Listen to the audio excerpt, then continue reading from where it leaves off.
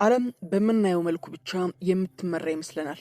በየቀኑ በዜናዎች የምንሰማቸው ፖለቲከኞች፣ ፕሬዝዳንቶችና ጠቅላይ ሚኒስትሮች ትክክለኛው የስልጣን ባለቤቶች ናቸው ብላችሁ ልታስቡ ትችላላችሁ። ወይንም እነርሱን እንዳሻንጉሊት በረቂቅ ክሮች የሚጫወቱባቸው ተላላኪዎች ናቸው። ዛሬ ወደ ጥልቁ የሴራ ድርድር ውስጥ እንገባለን።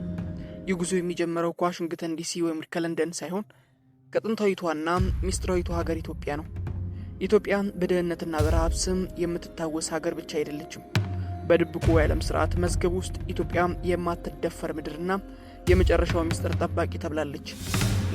ለምንስ የዓለም ሀያላን ሀገራት በኢትዮጵያ ጉዳይ ላይ እንቅልፍን ያጣሉ የሚለውን ነጥብ እንመለከታለን። አርኪኦሎጂስቶችና የታሪክ ተመራማሪዎች ሳይነግሯቸው ያለፉት አንድ ትልቅ ሀቅ አለ። በኢትዮጵያ ምድር ላይ የተተከሉት ጥንታዊ ሐውልቶች እንደዚሁም ፍርስራሾች የታሪክ መዘከሪያ ብቻ አይደሉም።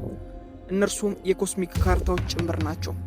ከአክሱም ሐውልት ጫፍ ላይ ከሚታዩ ምልክቶች በግብጽ ፒራሚድና በደቡብ አሜሪካ የሚገኙ የማያ ስልጣኔ ውስጥ የሚገኙ ሚስጥራዊ ምልክቶች ጋር ፍጹም ተመሳሳይነት አላቸው። የሚያሳየው አንድ ነገር ብቻ ነው።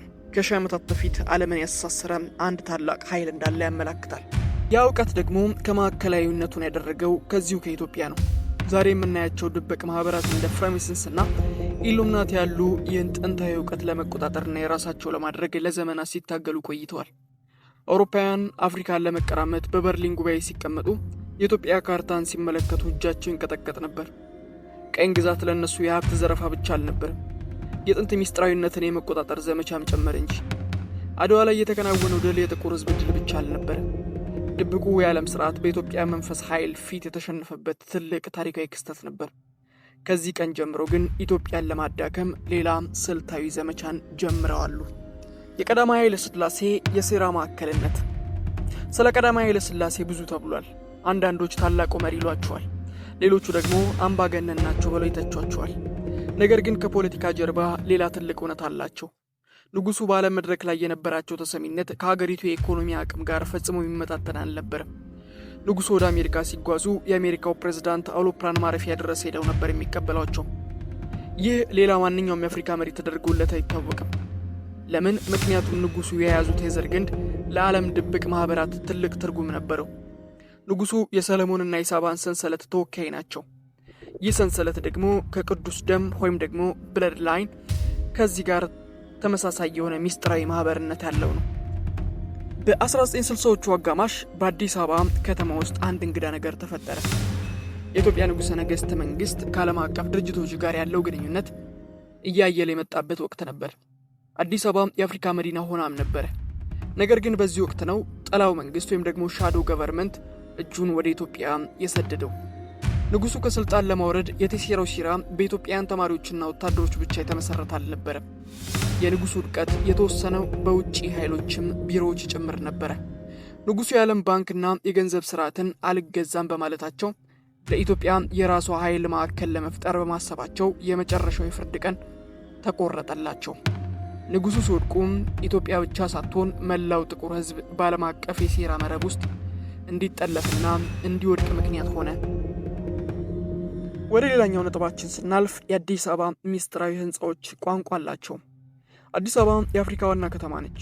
በየቀኑ በሚሊዮን የሚቆጠሩ ሰዎች በእግራቸው ይረግጧታል። ነገር ግን ስንቶቻችንን ቀና ብለን የከተማዋን ትክክለኛ ፊት ያስተዋል ነው? ህንፃዎች ድንጋይና ሲሚንቶ ብቻ አይደሉም። ህንፃዎች ቋንቋም ጭምር ናቸው።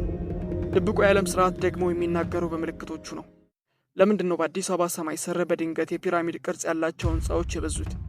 ለምንድን ነው እያንዳንዱ ህንፃዎች አናት ላይ ነጠላ አይን የሚመስሉ መስኮቶች የሚቀረጹት? ይህ የአርኪቴክቸር ፋሽን ብቻ አይደለም። በዓለም አቀፍ ደረጃ የሚታወቁ ድብቅ ማህበራት በተለይም በፍሬሜሰኖች የኃይል ማዕከላት ወይም ደግሞ ኢነርጂ ግሪድ የሚገነቡት በጂኦሜትሪክ ላይ ተመስርተው ነው። አዲስ አበባ ደግሞ በጂኦ ፖለቲካል አቀማመጧ የዓለም እምብርት ላይ ትገኛለች። ካርታውን በሚገባ ከተመለከታችሁት ይህንን ያሳያል።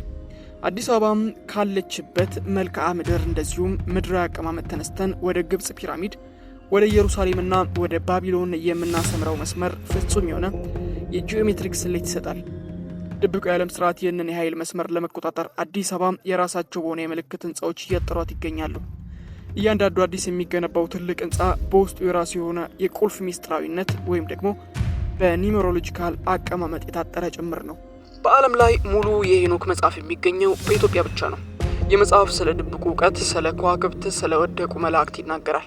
የዓለም ሳይንቲስቶች፣ የናሳ ተመራማሪዎች ወደ ኢትዮጵያ ገዳማት በስውር የሚመላለሱት በዚሁ ጠንካራ ምክንያታቸው ብቻ ነው። የሄኖክ መጽሐፍት የዓለምን መጨረሻ፣ የሀያላን ሀገራት ውድቀት ይተነብያል ይላሉ። ይህ እውቀት በኢትዮጵያ እጅ መኖሩ ለድብቁ የዓለም ስርዓት ትልቅ ስጋት እንደሆነበትም ጭምር ይነገራል። ረሃብ፣ ጦርነት፣ መከፋፈል እንደዚሁም ድብቁ የዓለም ስርዓት ሀገራትን ለመቆጣጠር የሚጠቀሙባቸው ጥልቅ መሳሪያዎቻቸው ናቸው። ኢትዮጵያ ግን በእያንዳንዱ ውድቀት ውስጥ ተመልሳ የመነሳት ሚስጥሯም ከዚሁ የሚመነጭ እንደሆነ ይነገራል።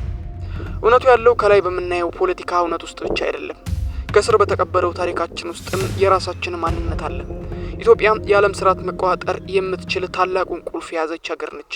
አንድም ሆነ በሌላ መንገድ ብንወድም ባንወድም ከጥልቁ የዓለም ስርዓት ጋር መተሳሰር የሚኖርብን ሀገራት ከሀገራት እንደዚሁም ኢትዮጵያ ከያዘቻቸው ድብቅ ሚስጥሮችና ሀገራዊ እውነቶች ጋር ተያይዛም ተቆላልፋም እስከ ዘላለም ትቀጥላለች።